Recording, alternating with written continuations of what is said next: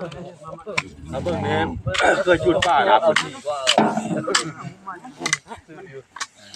ปีเนาะเคยจุดป่าครับโอ้ยมันตาจะเบิ่งบ่ใหม่เบิ่งไงหุ่นไงหมู่เดียวนะไม่มาเลยหุ่นเนาะไม่เข้าเก่งมาเก่งก่อน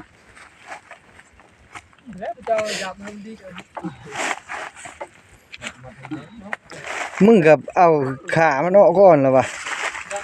โอ้ยยันตายแต่บ่ได้หับมันบ่ได้นี่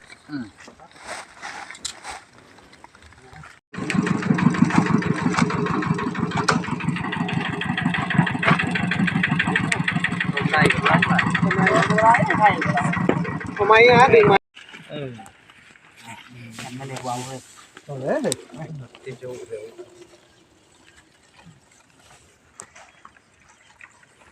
ยันเหยียบขี้ว่ะก็เหยียบเอาไปนอนเชอะบ้างเลยนี่ตะก้อยันเหยียบขี้เหยียบแล้วนะจำขี้แล้วล่ะให้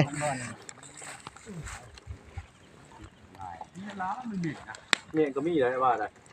น่าเห็นใช่ไงเลยนะลืมมายังกินได้เป็นเชี่ยวนี่เอาไปเลือดดูเลือดเท่านะพอใจแล้วเอิ้นลูกหลาน